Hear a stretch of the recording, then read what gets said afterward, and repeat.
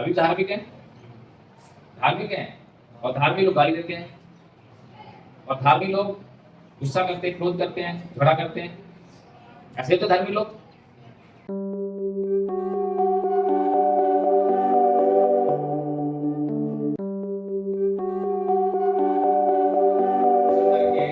बहुत सारी संपत्ति इसने जो है बना ली, बहुत सारी संपत्ति है ना, ये संपत्ति है इसकी, बहुत अमीर आदमी है। अब इसने कितने लोगों को, ये दुनिया भर के लोग हैं, इन सबको जो है दुखी करके, परेशान करके जो है ये संपत्ति बनाई है। समझ आ रही बात? अब ये एक आदमी जो है इतनी संपत्ति बना ली है, क्या इसको इस्तेमाल कर सकता है? एक आदमी को किस चीज की जरूरत होती है?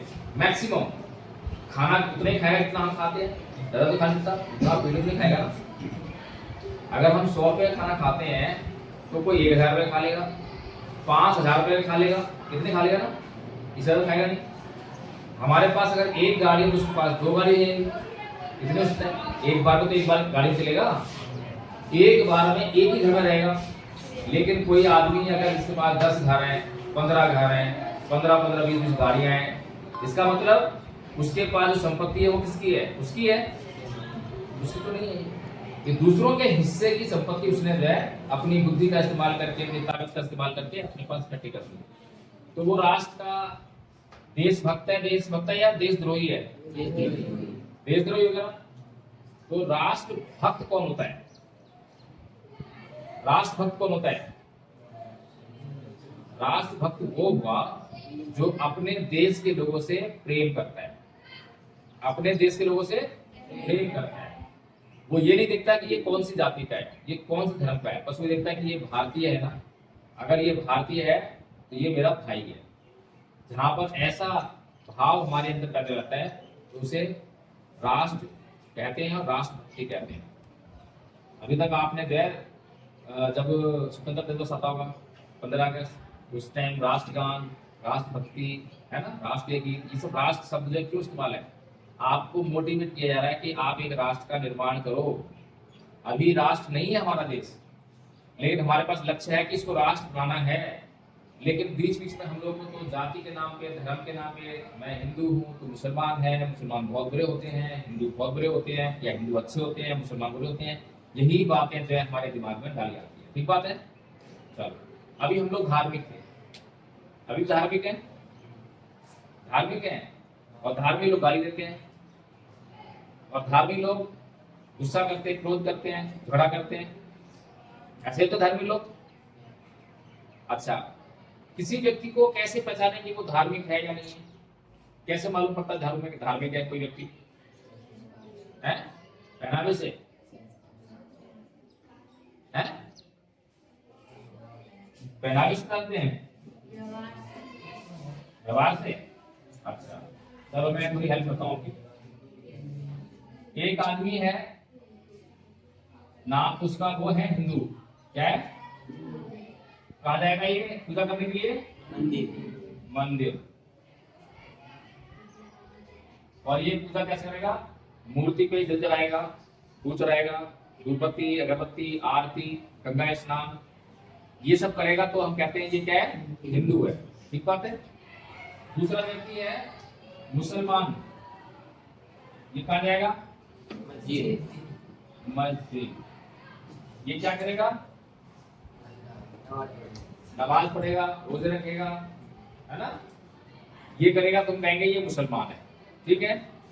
अब ये लोग जो दोनों मंदिर गए, मस्जिद गए, क्या ये दोनों लोग जो है मंदिर में बैठे रहेंगे, मस्जिद बैठे रहेंगे? वहां से आएंगे नहीं? आएंगे। कहां पर आएंगे? वापस अपने घर आएंगे। और घर पर कौन है? बीवी है ना, बच्चे हैं, माँ बाप हैं, पड़ोसी हैं, है ना, ये लोग हैं। अब घर पे जब कोई हिंदू जब मंदिर में गया तो वहां पे दूध चढ़ा रहा था, आरती कर रहा था, पूजा कर रहा था, प्रार्थना कर रहा था भगवान से, ईश्वर से। और जब घर पे आया वापस तो अपने बीवी को पीटता है, झगड़ा करता है, उससे गाली गलौज करता है, अपने बच्चों झगड़ा करता है, अपने बच्चों से गाली गलौज करता है। अपने पड़ोसी से झगड़ा करता है, ईर्ष्या करता है। अब बताओ धर्म की जरूरत कहाँ थी? धर्म कहाँ पे होना चाहिए? मंदिर में या फिर घर पे? समझ में आ गई बात? और ये सारे लोग जो हैं, हिंदू, मुसलमान, सिख, ईसाई, ये जो आपस में लड़ते हैं, किसके लिए लड़ते हैं? धर्म के लिए लड़ते हैं या अधर्म के लिए? है? ये है धर्म और ये है अधर्म। दोनों फर्क मालूम है क्या होता है? फर्क मालूम है क्या होता है? धर्म क्या होता है? अच्छा ये बताइए, भगवान बुद्ध को कितने लोग जानते हैं? भगवान बुद्ध को कितने लोग जानते हैं? कोई जानता है? कोई नहीं जानता? अच्छा, भारत का ऐसा कौन सा त्योहार है जो इंटरनेशनल फेस्टिवल है, जो पूरी दुनिया में सेलिब्रेट होता है? भारत का कौन सा त्योहार है? कौन सा था? बताओ। नहीं मालूम? नहीं मालूम? आप कैसे पढ़ते हो? भारत का कौन सा ऐसा त्योहार है जो पूरी दुनिया में मनाया जाता है?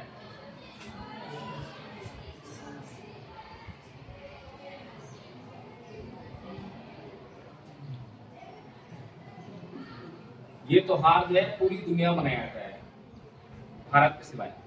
भारत में मनाते हैं, भारत में बहुत कम लोग मनाते हैं। आप लोग मानते हो? नहीं। आप जानते भी नहीं। भगवान बुद्ध को नहीं जानते आप, है ना? भगवान बुद्ध को भी नहीं जानते। अब भगवान बुद्ध जो है कितने इंपॉर्टेंट हैं और उन्होंने जो है पूरी दुनिया को क्या समझाया, क्या सिखाया, ये समझने वाली बात। अब ये जो है हिंदू इससे लड़ता है और ये मुसलमान जो है इससे लड़ता है। ये आपस में लड़ते हैं ना? किसलिए लड़ते हैं? कि मेरा धर्म अच्छा है। ये लगाइए, मेरा धर्म अच्छा है, मेरा भगवान अच्छा है, तेरा अल्लाह खराब है। अल्लाह वाला कहेगा मेरा अल्लाह ठीक है, तेरा भगवान खराब है ना? तू मेरे धर्म को मान, तू मुसलमान बन जा, तू हिंदू बन जा। ये चल रही है। और धर्म का मतलब यही है इनके लिए कि मंदिर जाना, पूजा करना। घर पे जो कर रहे हैं उसको मतलब नहीं है ना? अब भगवान बुद्ध धर्म की जो बात करते हैं, वो बोलते हैं सब पाप सकरण कुशल संपदा सचित परियोदपन एकदम बुद्धानुशासन। सभी पाप कर्मों का ना करना और सभी पुण्य कर्मों का करना, यानी कि सभी गलत कामों का नहीं करना और सभी अच्छे और सही कामों का करना, यही धर्म है। अभी भगवान बुद्ध की बात को कौन मना करेगा? कोई हिंदू मना कर सकता है क्या? मुसलमान मना करेगा? ईसाई? पूरी दुनिया में भगवान बुद्ध की इस बात से कोई इनकार करने वाला नहीं है और सबकी जरूरत है इस बात, है ना? लेकिन एक हिंदू के लिए जो धर्म है उससे पूरी दुनिया इनकार करती है। बाकी के लोग नहीं मानते हैं, केवल हिंदू ही उसके धर्म को मानते हैं। सही बात है। एक मुसलमान का जो धर्म है खाली मुसलमान मानते हैं, बाकी के लोग उसको नहीं मानते हैं, बाकी इनकार करते हैं। ऐसा ही है। इन सबका तो यही हाल। लेकिन भगवान को जो कह रहे हैं उसको जो सभी मानते हैं। हिंदू भी मानेगा, मुसलमान भी मानेगा, ईसाई भी मानेगा, तो यूनिवर्सल हुआ ना। एक शब्द है सनातन। इसका मतलब क्या है बच्चों? जो बताएगा उसको 2 टॉफी। कम है? चलो 3 टॉफी है, 4, चलो 4 टॉफी। बताओ इसका जो अर्थ था इसका मतलब क्या है? उसको 4 टॉफी। नहीं मालूम? बड़ी समस्या है। दिन रात झगड़ा करते हैं देश में। किसी ने रामायण पढ़ी है? जो किसी धर्म को नहीं मानता वो सनातन होता है। रामायण और महाभारत पढ़ी आप लोगों ने? पढ़ी है ना? है? कहीं उसमें ये शब्द लिखा हुआ है सनातन शब्द? कहीं लिखा हुआ है? नहीं लिखा हुआ। ये शब्द लिखा हुआ है हिंदू? ये लिखा हुआ है? लड़ते इसी के पीछे। बड़ी समस्या है। चलो आज इसको समझाने के लिए मैं 3 बातें समझाता हूं। पहला है सार्वभौमिकता। क्या है? सार्वभौमिकता इंग्लिश में कहते हैं यूनिवर्सल। क्या होती है सार्वभौमिकता? जो बात, जो नियम पूरी दुनिया में लागू, और जब उसको अप्लाई करें तो रिजल्ट उसका एक जैसा आना चाहिए। ठीक है, समझ में आ गया। दूसरा है सार्वजनीन। सार्वजनिक होता है जनमानव लोग, यानी किसी भी व्यक्ति पर लागू करो रिजल्ट एक जैसा आएगा, चाहे वो अमेरिका का हो, पाकिस्तान का हो, कहीं का भी हो, ठीक है, चाहे वो हिंदू हो, मुसलमान हो, कोई भी आदमी हो, सब पे लागू करो रिजल्ट एक जैसा आएगा।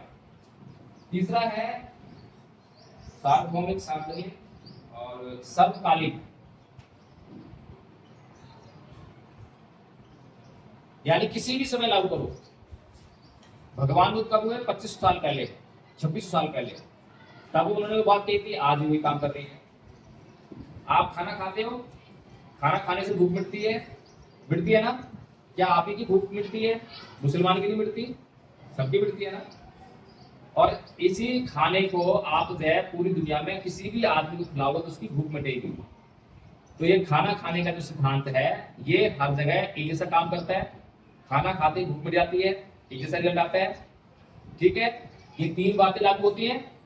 तो खाना खाने से भूख मिटती है, ये नियम कैसा है?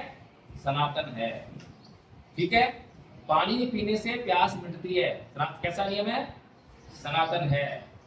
जब हम कोई चीज ऊपर फेंकेंगे तो वो नीचे ही आके गिरेगी, नियम कैसा है? सनातन है। कहीं भी लागू कर लो इसको, ठीक है। ऐसे ही भगवान बुद्ध ने जो कहा कि गलत काम को नहीं करना और सही काम करना, ये धर्म है, ये पूरी दुनिया में कहीं भी लागू कर लो, हर जगह ये सब रिजल्ट देती है, ठीक है। फिर क्या कहा और भगवान बुद्ध ने? ना ही वेरन वेदानी संबंधित आचरण अवेर च संबंधी ऐसे मुक्त रहता, कि वैर से कभी वैर शांत नहीं होता। क्या बोला? वैर से कभी वैर शांत नहीं होता, अवैर से ही वैर शांत होता है। कैसा नियम है ये? इस बात को मानने से कौन इनकार कर सकता है? कोई हिंदू, कोई मुसलमान, कोई ईसाई, किसके काम की बात नहीं होता ये। अभी हम सभी लोग इसी बात पे लड़ते रहते हैं। किसी ने मुझे गाली दी तो पलट कर गाली देते हैं, जिसने गाली दी इसको, ये क्या करता है? अभी क्या करता है? ये पलट के गाली देता है ना। अब मान लो यहाँ पर अचानक ही खड़े हुए हैं, और यहाँ पे मैं खड़ा हूँ और ये मुझे गालियां दे रहे हैं और मैं सुन रहा हूँ, मैं रिटेलिएट नहीं कर रहा, मैं कोई जवाब नहीं दे रहा, और आप सब लोग देख रहे हो, तो आप लोग क्या डिस्कशन डालोगे? कंक्लूजन क्या रहेगा आपका? क्या कहोगे? ये कितना गंदा आदमी है और ये कितना शरीफ आदमी, ये तो कहोगे ना। लेकिन हम कभी भी ऐसा करते नहीं है, प्रॉब्लम हमारे अंदर है। अब इसने गाली दी, इसको गाली दी, लेकिन इसने इसको गाली क्यों दी? ये कहता है कि इसने मुझे गाली दी इसीलिए मैंने गाली दी। कोई बात ही नहीं है, लेकिन दुनिया कहती है कि हाँ, इसने पहले गाली दी थी इसलिए इसने गाली दी है, इसकी गलती नहीं है, इसकी गलती है, ऐसा कहते हैं ना। लेकिन भगवान लोग कहते हैं कि इसने गाली दी तो इसने गलती की, इसने गाली दी तो इसने भी गलती की। जो गाली देगा वो गलती करेगा ही।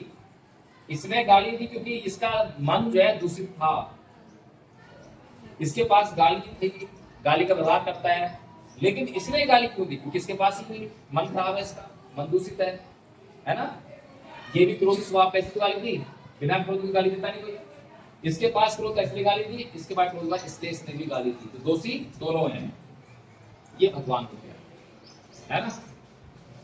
तो भगवान बुद्ध का लक्ष्य क्या है? दोनों को सुधारना, है ना। ऐसा तो नहीं कहा ना कि तू इसको 4 गाली दी तो इस डर जाएगा, कहा भगवान बुद्ध ने? नहीं कहा। लेकिन हम लोग कैसा व्यवहार करते हैं? हम लोग क्या सीखते हैं बचपन से? एक के बदले 4 गाली देना, किसी से डरना नहीं, है ना। डरना एक अलग चीज है, लेकिन गाली के बदले गाली देना तो बहुत बुरा व्यवहार है। किसको पसंद आएगा? अंगुलीमाल की कहानी सुनी है? अंगुलीमाल कहानी नहीं सुनी? क्या पढ़ते हो आप लोग? अच्छा एक बात बताओ, आपके यहाँ नदी है कोई? कौन सी नदी है? हैं? कौन सी नदी है? नहीं है कोई नदी? हैं? खारी नदी है ना। अच्छा, उस नदी को एक किनारे खड़ा हुआ हूं मैं, और उस नदी से मैं ऐसे हाथ जोड़ के प्रार्थना करूं कि हे नदी तू सूख जा, मुझे तेरे को पार करना है, तो वो मेरी प्रार्थना करने पर नदी सूख जाएगी? क्यों सूख जाएगी? कोई तो कारण बताओ, सूझेगी क्यों नहीं भाई? कोई मंत्र संत्र मैंने गलत बोल रहा हूँ, सही बोल दूं तो सूझ जाएगी? कोई तो ऐसा मंत्र होगा जिससे सूझ जाएगी? नहीं सूझेगी। क्यों? क्योंकि ये सनातन नियम है ना? लेकिन रामायण में तो ऐसा नहीं है। तुम तो एक नदी को सुखा रहे हो, रामायण में तो राम जी समुद्र में खड़े होकर बोल रहे हैं सूख जा, है ना? कह रहे हैं सूख जा, और जब नहीं सूखता तो क्या करते हैं? धनुष बाण, अब भी सुखा हुआ धनुष बाण निकाल दिए, सूख जाने तो तेरे चलाऊंगा मैं। कुछ समझ में आ रहा है मुझे? कुछ समझ में आ रही है बात? समुद्र सूख सकता है क्या? नहीं सकता। अगर मैं ऐसा कर रहा हूं तो लोग मुझे कहेंगे पागल है क्या यार, तू इस नदी में तैर के चला जा, पुल से चला जा, नाव लेके चला जा, तू यहाँ पे खड़ा होकर मंत्र पढ़ रहा है? ऐसे नदी सूख जाएगी क्या? मुझे पागल कहेंगे लोग, लेकिन वहां किसी को पागल नहीं करते। ये हमारी प्रॉब्लम है, प्रॉब्लम है ना? और ये धर्म है। धर्म क्या काम करता है? सवाल मत करना। ये कहता है ना, ये ईश्वर का मामला है, ये आस्था का मामला है, सवाल मत करना, ऐसे ही बोलते हैं ना।